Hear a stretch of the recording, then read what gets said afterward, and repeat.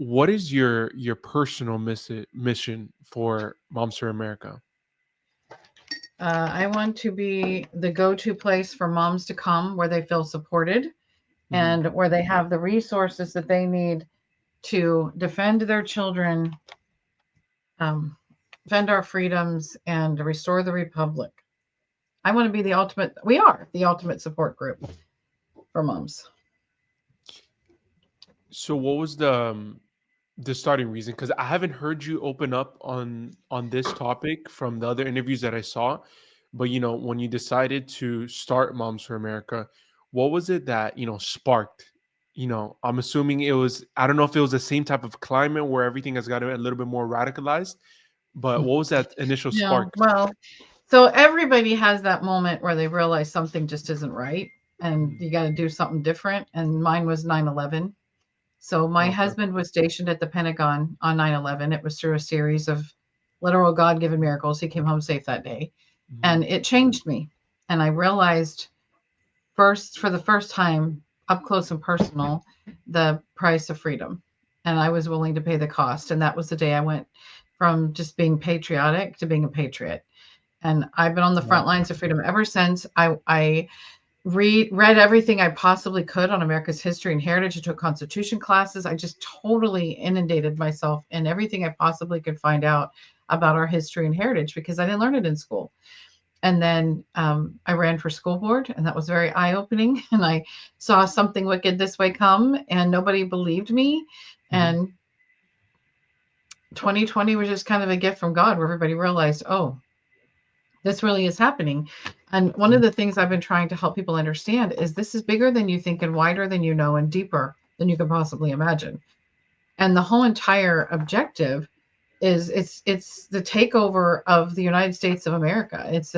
Um, it's the communist Marxist takeover of our country to destroy everything that God created. And they're using our children to do it. And they have been infiltrating the schools, the classrooms, the media, the entertainment industry, every aspect of our society and culture. They've been infiltrating with an effort to destroy the United States of America, the last bastion of hope for the world. That's what this is about. And everything else that you see, it's just Mhm. the cards that they're playing, but the ultimate hand is taking down the United States of America. What was you talked about it when your husband 9/11. What were because like I said, it seems a little bit more radicalized now. And obviously I was born in 2005, so I don't remember anything beyond maybe 2015. But what were the strategies back then? Are they very similar to how it is now, the agendas that were being pushed, or is everything now just more elevated? It's definitely more elevated. It's always been there. Uh-huh. One of the things I relate it to the Lord of the Rings. This is a perfect analogy of how you can figure out what actually is happening. So Mhm. in the Lord of the Rings, when the orcs were always there, and it Mhm. was when the ground split open and then they all come and you're like, oh my gosh, what's going on? They've always been there. They've been there underground doing all their dastardly deeds, and then suddenly they're in your face. And that's what happened in 2020.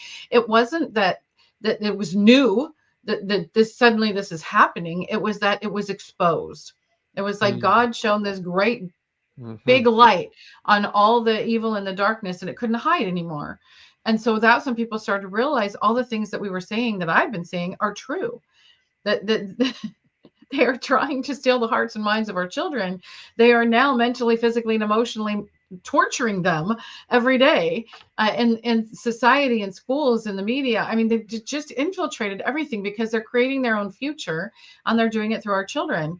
And you know that really crosses a line you don't want to cross. When you mess with children, moms are going to rise up and defend and protect their children. So yes, it has always been there. It is definitely escalated to a crazy point, and that's largely because during the 8 years that Barack Obama was in the White House, well, it even started back with Bill Clinton. There were things that he put in place that we didn't even know were there And something like, declaring that a national emergency would suddenly set all these things in motion for something like, COVID-19, draconian mandates. And so a lot of these things have been slowly put on the books, slowly infiltrated. And we all thought when Barack Obama was elected, oh, good, now people will see.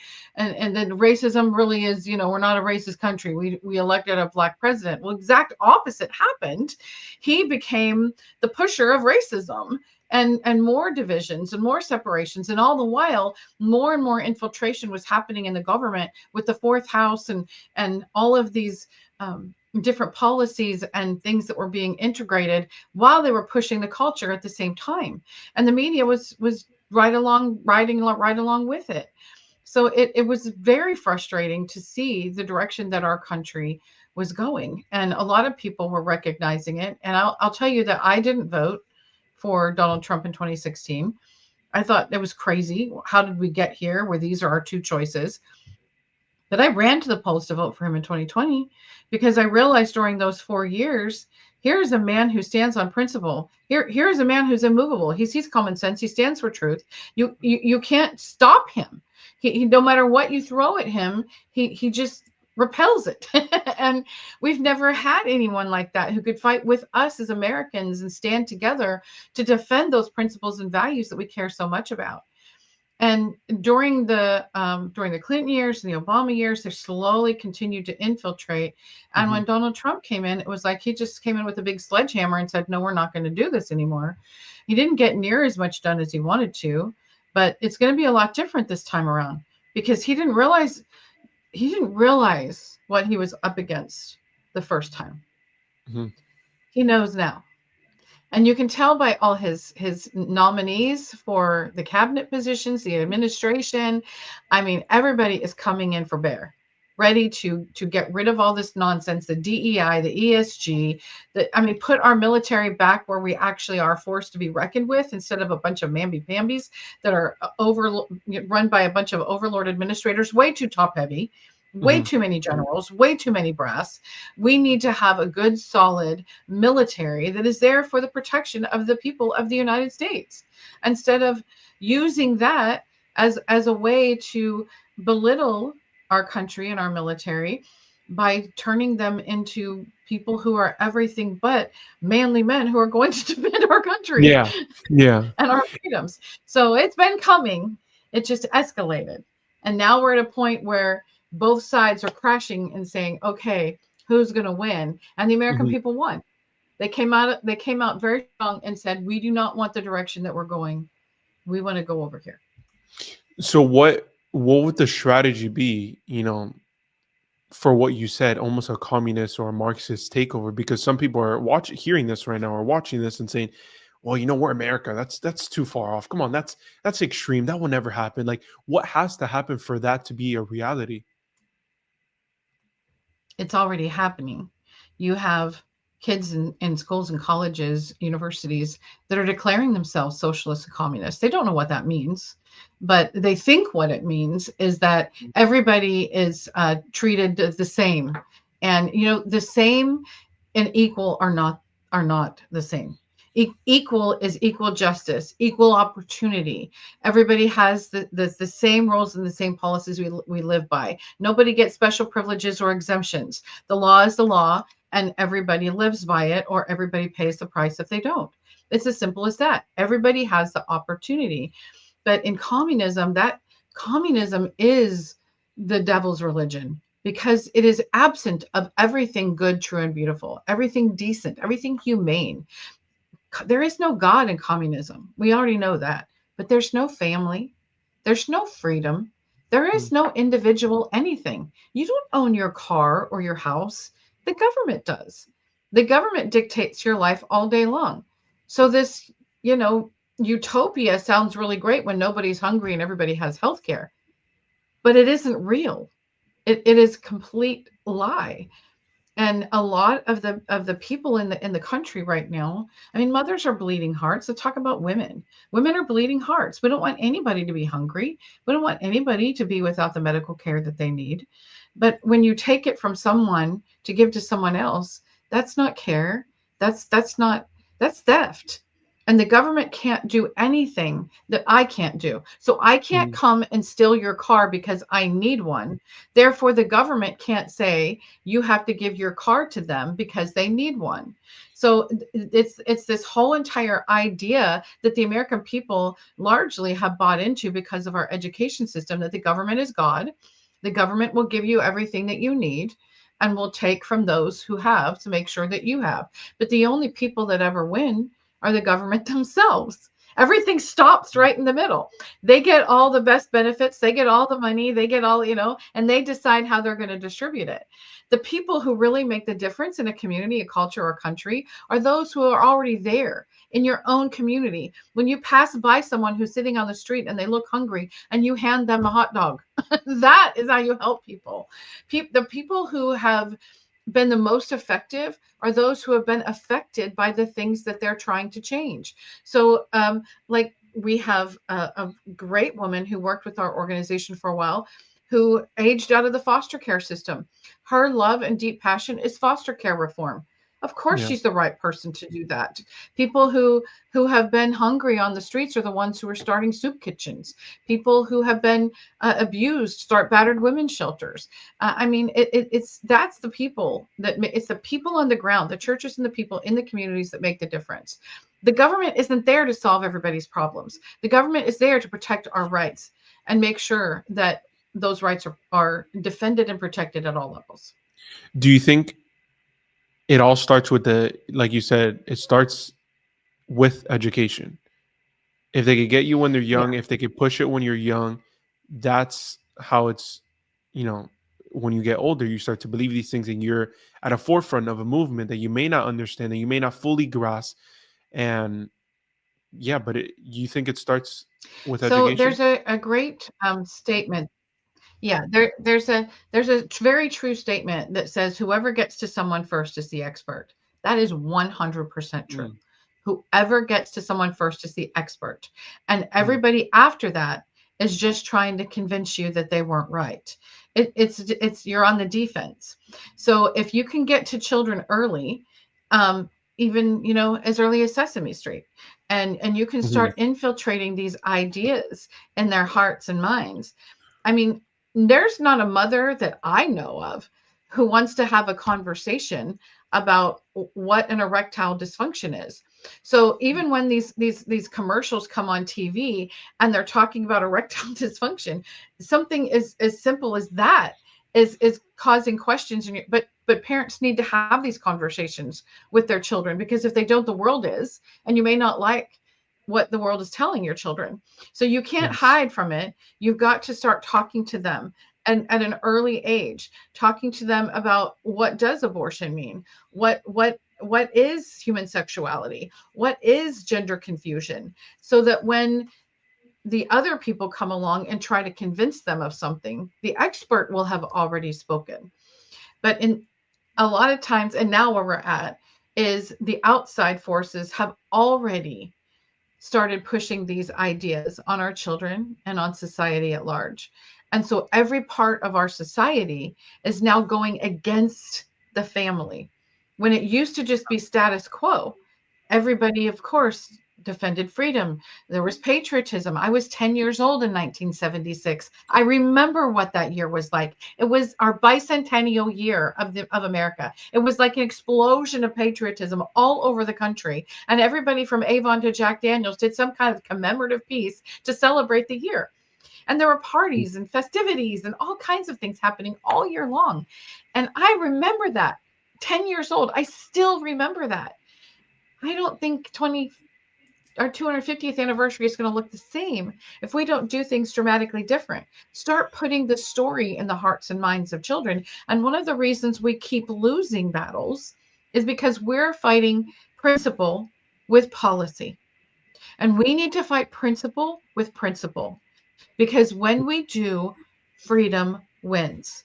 And that is what we want to have propelled through our culture, permeating, is freedom, not socialism, not servitude, not tyranny, not slavery. We want to promote freedom. You also mentioned that one of the pillars of Moms for America is truth. What does a future based on truth look like?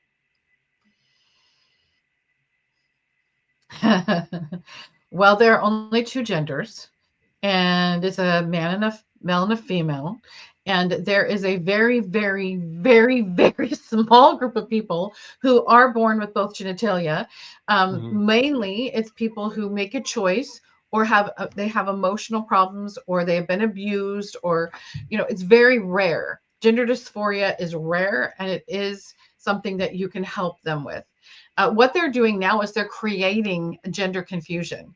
They are infiltrating ideas of what child between 11 and 14 feels comfortable in their body. This is when they're asking the question, do you feel comfortable in your body? No, of course not. You're still trying to figure out what the heck is going on. And so they ask this question and they're like, well, maybe you're in the wrong body. And they're like, oh, and that's why having these conversations with our children is so vitally important, and why we need to stand up for truth in our culture and not be afraid. But this bullying and intimidation and trying to convince you that you're not compassionate or you just don't understand, that's a lie. So one of the things that I encourage moms to do all the time, I'm like, listen, you need to read The Emperor's New Clothes by Hans Christian Andersen 3 or 4 times a week to your children, so that they will recognize when the emperor is naked and have the courage to stand up and say so. It is a lie. There are no 2,700 genders. It's like people sitting around a table making this stuff up and saying, you don't care about me if you don't embrace me. No, I'm sorry that you're having difficulties understanding who you are. And if you don't want me to talk to you about how to find who you are, that's fine. But don't mess with my kids. You do you, I do me. Leave the kids alone. So truth is evident. You do Hmm. not change truth.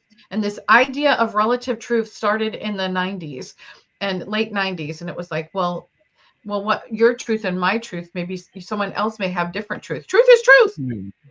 You can have a perspective, but truth is truth.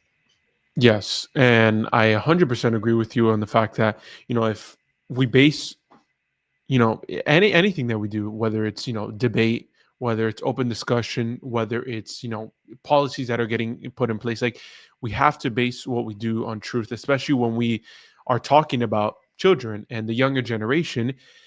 But when you talk about this, there's going to be some people that say, well, yes, I agree with you, but you know what does it look like for me to be active to fight against this? I mean, who is the enemy? Is it the Department of Education? Is it the school boards? Is it the teacher unions? Like, who is to blame? Who is to be held accountable?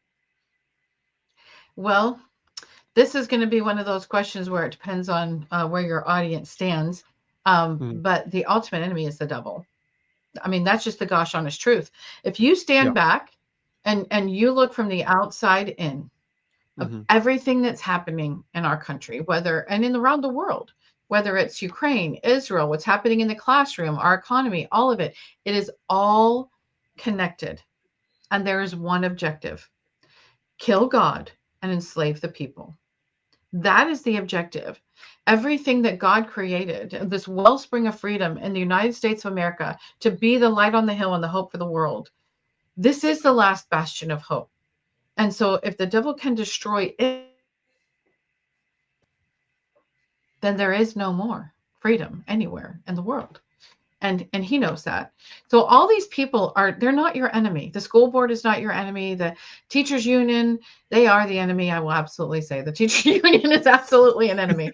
But a lot of these associations and organizations have been infiltrated. The women's movement, for instance, and in the beginning, the women's movement was the suffrage movement, and it was about getting the vote. And the whole purpose for these women to fight for the vote was to make sure that humanity can continue to rise, that civility continued to rise, that purity and love and freedom and all of those principles and values that we care so much about continued to permeate through society, because they were concerned that the men couldn't hold the line when they were making bad decisions. They knew women are the ones that determine society, and our vote is important. But it was infiltrated by a Marxist movement. And at the time, the original founders of the women's movement, the suffragist movement, called it a bohemian movement, where these women were coming in with their free life, free love, free sex ideas, and really took away our power. We have the power to determine whatever direction our country is going, whatever level of humanity and civility it's going to be. We're deciding it. If a woman walks into an office and she comes in dressed like a woman of the evening and cussing up like a storm, like a sailor, then the whole entire office, that's how they're going to treat her. But if a woman walks into the office dressed respectfully and carrying her head high and speaking articulately, then they're all going to rise to that too. Now they'll still swear Yes. periodically, but they'll always look at that woman and they'll apologize. But the other woman, they won't apologize to her. They'll just treat her like one of the guys, but they'll apologize to that woman. That whole entire office will bow to that one woman and the level, that standard that she has set. That's the power that we have as women. And the feminist movement has really messed it up. They've taken away our power. They've limited our power. And I'm not going to give that up. I want my door to be opened by my husband when we go places. I want people to give me men to give me their seat when I'm coming in on a bus and there's not a seat open. I like that. Chivalry is not dead. It should not be dead. And we've been pushing these ideas on our men that are completely unfair. And the truth of the matter is, even feminists want strong men.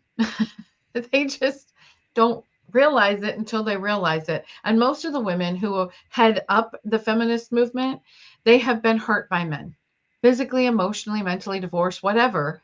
They have been wronged by men, and so they blame all men. And that's Yeah. not fair. And we are a national organization of women who love men. So we're going to continue to stand for our men, our husbands, and our boys. And we want strong men.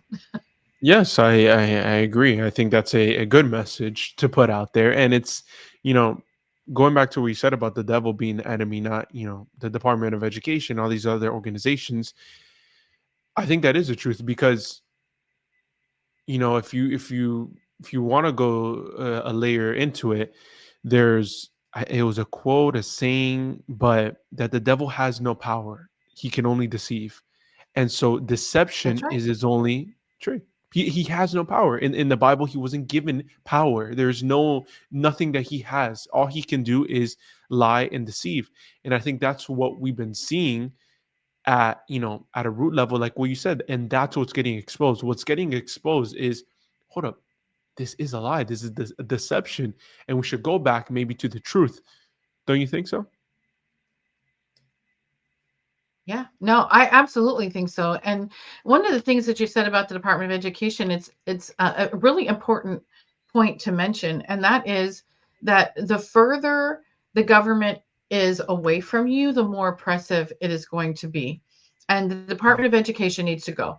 Most of the departments in the United States government need to go because where the people are being taken care of, if you will, the most are in the community where people can see the problem and their own citizens and residents can come in and take care of those individuals. But the education system, that should be as close to the family as possible. The parents, Yeah. the teachers, they need to be involved. We need less administration, less oversight, and the federal government has no power and authority to tell schools or school districts or counties or any of them to do anything. They can't tell states to do anything. They are very limited. The Supreme Court has some authority in there, but they're very limited. And really, it's just in how states are going to get along. The Supreme Court, the president, the Congress, none of them can tell the states what to do. Yeah. So the only thing that they can do is bribe and blackmail us with our own money. And the 16th and 17th Amendments were really bad things. 1913 was a really bad year for the United States of America because we got the 16th Amendment, which started the IRS and direct taxation of the people. The 17th Amendment, which did the direct election of senators when they used to be appointed by the state legislatures to protect the state's interests. We got the Federal Reserve and we got compulsory education. So they own the children, They have complete control over the children in the school system. You have to get permission whether or not you go somewhere else. They own the money. They can print it on demand. They now have, they own the senators. And so instead of the senators representing and protecting the interests of their state, they're now suing their own senators for things like Obamacare or mask mandates or any of these other things that the Senate is doing. If we didn't have the 17th Amendment, if we repealed that amendment, then the state legislature would be calling up these people and saying, hey, knock it off or you're coming home. And they'd put somebody else out there. And then the 16th Amendment, of course, with the IRS and direct taxation, America was a lot more prosperous and profitable before the 16th Amendment. There was no direct taxation. The way that the United States government was run and funded was through the money that came from the states. And that's the one. There are two main reasons why we have the census. One is to figure out how many people are in a state for representation for Hmm. Congress. And the second one is for how much money you're going to pay to the federal government based on your populace. So we were much more prosperous. We were much more profitable. Everybody in around the world aspired to come and do business with us because we were growing like that fast. England became a secondary notion when it used to rule the world. I mean, America is incredible, has an incredible story. Were there problems? Were there mistakes? Yes.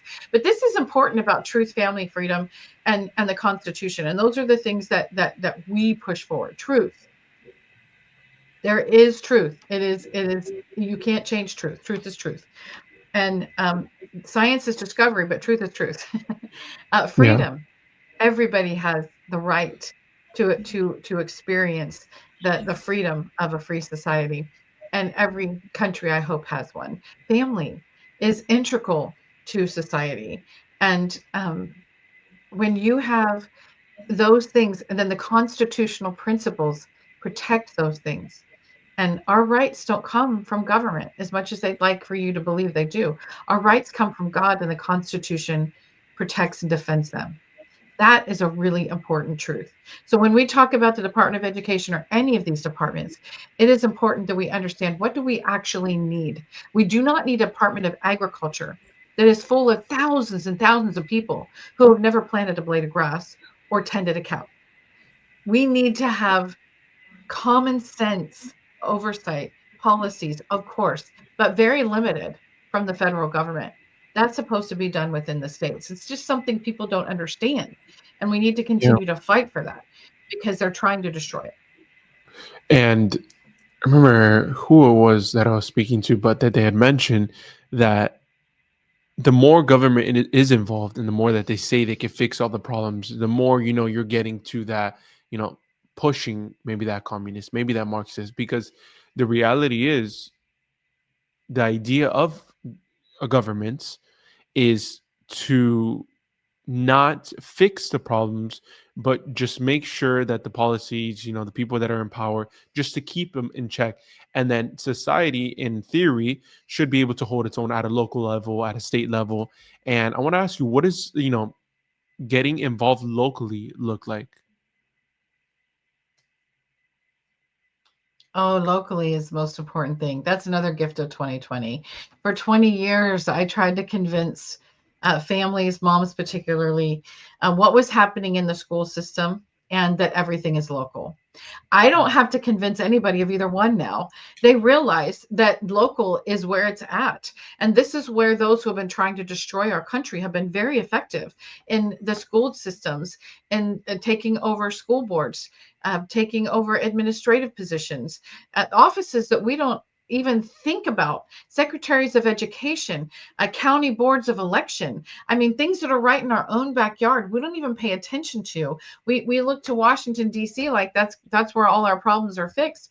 And the more we look to Washington, D.C., the bigger Washington, D.C. becomes. And the more we look to the government, the more the government is willing to become bigger to make sure that your problems are fixed, and they become the problem. So there's a great quote that is attributed to Thomas Jefferson that says, a government big enough to give you everything you want is big enough to take everything you own and take everything you have. And that is a very true statement. And it is It's something that people need to understand. If the more you go to government, the bigger government is going to get, and you're going to be the one that's going to be oppressed in in the long run. So local is with General Flynn. He says local action, national impact.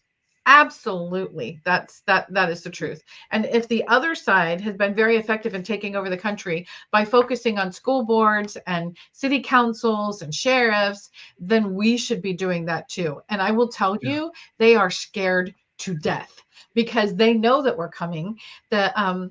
The teachers union representative for Kansas, state of Kansas, did an interview with the Kansas City News, and she said, we fear Moms for America because they're moving people in the wrong direction. So they don't like the fact that we're coming in there and not only replacing people, but we're moving people from one side to the other just by introducing common sense, truth, and constitutional principles. And most of them don't like what's going on. They just need somebody to come in and say, no, this isn't right. They need an alternative view. They need an alternative power force. And so we are going in there as moms, and we are giving them their backbone, if you will, and Mhm. giving them the truth to the lies, countering the lies that they have been told by the teachers unions and all the associations. What is their argument? Because I'm not at your position where I see the accusations or the things that they're saying about you, but what are some of the things that they're saying about you that they're saying, hey, no, these are the bad guys, these are the wrong people to get on their side? Well, they're calling, mom's book banners now. They've called us domestic terrorists. They said we're butting our nose into their business. We don't have any business being in the school board. So really, they don't have a leg to stand on, and that's how we've been able to counter them. Because Mhm. when school districts get upset about some of the when they like, oh, well, they're trying to book ban, I'm like, okay, well, these are the books that we have concern with. And according to the federal statutes on the sexual exploitation of children, you are breaking federal law. And they're like, what? And we can just send a little letter from an attorney letting them know these books are outside the scope of, they are breaking the law by having these books in the school library in the hands of children. And if parents want their children to have those books, great, go buy them. And if they can't afford them, because we've heard that, well, not everybody can afford these books. That's not my problem. I'm sorry. Go borrow it from somebody who has it. But the fact of the matter is, most parents have no idea what is actually in these books. And one of the things that they have been using against us, teachers union specifically, they have a whole dossier on us, is they say that we're removing classics. We're removing, they're accusing us of removing Anne of Green Gables and the Attic, Anne Frank's The Attic, Mhm. the Diary of Anne Frank. And I'm like, no, we're not removing classics. We're removing the bastardized counterfeits that you guys have put in the classroom that you are calling classics. And they're all these graphic novels that they're now calling books that they're putting in front of kids that talk about Anne Frank having a sexual relationship or sexual dreams about one of her friends, and Anne of Green Gables, instead of having her best friend and kindred spirits, they're now in a homosexual relationship. That is a lie. It is just absolutely absurd, the kind of garbage that they're shoving down our kids' throats. And there was a mom who came to me, oh gosh, 2015. How old you Mhm. say you were at that time? Five? I was like, so 2015, she came to me and she said, in tears, and she said, I don't know what to do. My daughter has been exposed to a book in the classroom, and I've gone to the teacher and they're ignoring me. And this was in the Cherub series. It is I believe 7 books, and this was in the 7th book. And it was a graphic depiction of an attempted rape of a 12-year-old girl by an adult man. This was in a 5th grade classroom library, Wow. and the teacher was promoting this classroom library as a higher reading level material for children. And higher reading level, that you think that means your kids are smart. No, that is a red flag. Your children are being exposed to things you would never want them to be exposed to. So I explained to that mom how I told her to go to the school board and for her allotted 3 minutes to read that book. She didn't know anything about that. So I explained the whole system. I went with her. She read the book. The school board members' jaws dropped to the floor. They could not even believe this. And they banned any school classroom libraries. All books had to be vetted through the library system. So we had a win, but then you have to make sure that you're paying attention to what's in this classroom library. And most parents just trust. We entrust our children to these schools and we make the assumption that they're going to get a good education and that at least our values are going to be respected, if not promoted. And the exact opposite is true.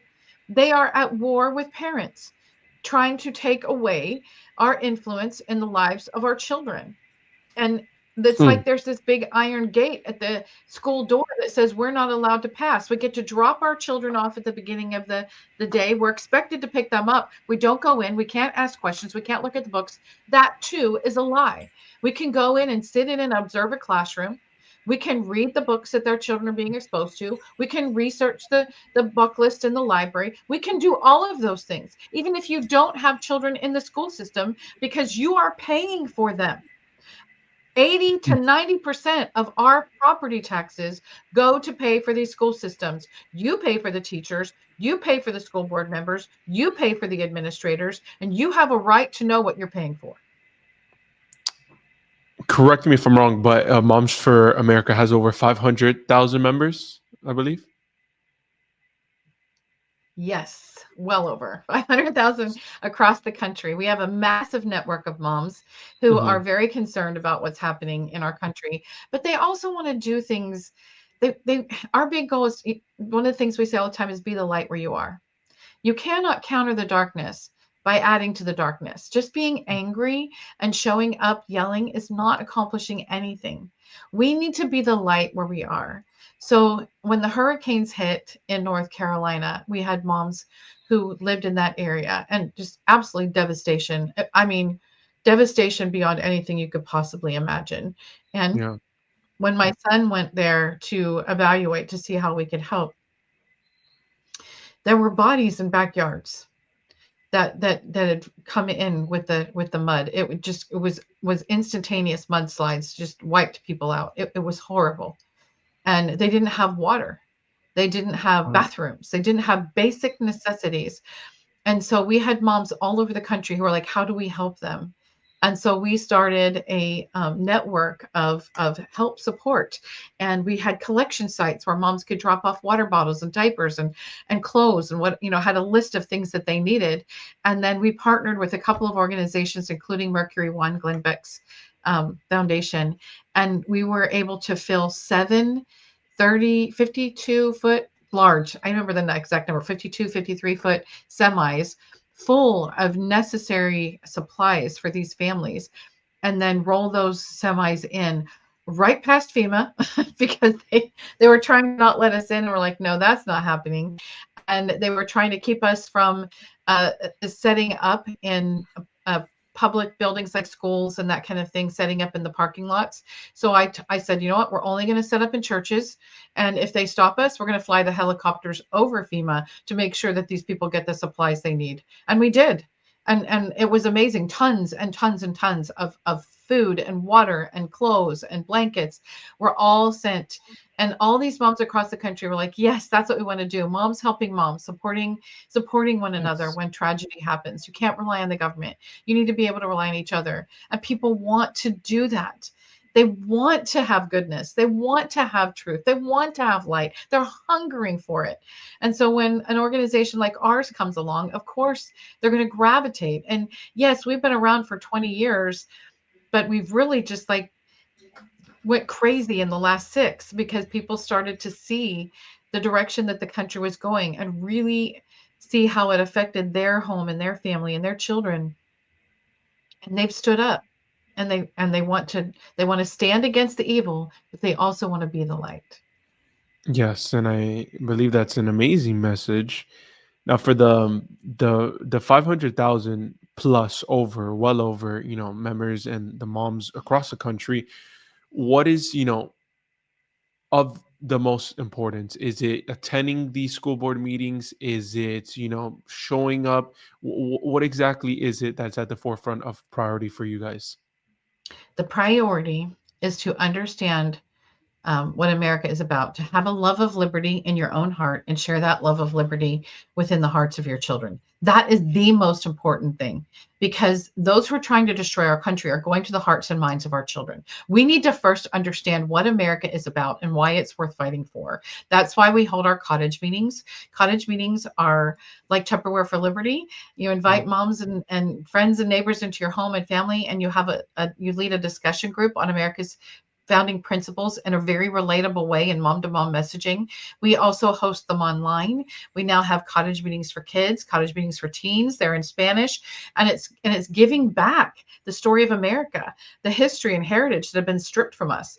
And they get excited. These moms get really, really excited because they know something that they've never known before, just how great America is, why we are the light for the world. And they want to share that with their children. And they want to promote those principles and values in their communities and through their vote.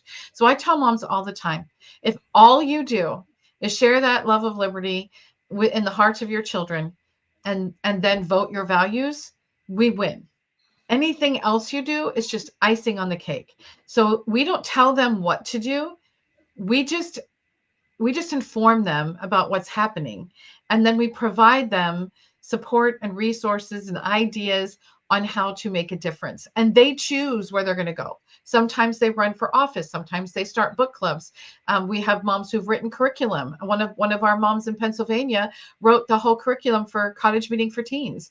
We have moms who have created curriculum um, for family planning and abstinence in schools in a way that was very acceptable to the school system itself. And we have moms who have engaged in uh, helping candidates win, running for office themselves at all levels of government, getting engaged in community activities. I mean, they go where they feel led to go, where their passions drive them. And it's absolutely beautiful to see all of the things that they're doing.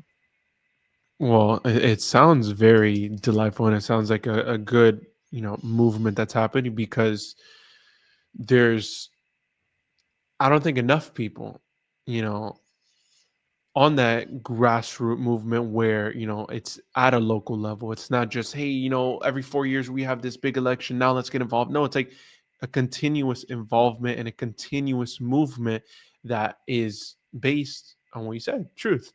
So, I'm going to link the link in the description of Moms for America if anybody is interested in, reading more about it, what they believe in, what they stand on. Kimberly, I can't thank you enough. I enjoyed our conversation a lot.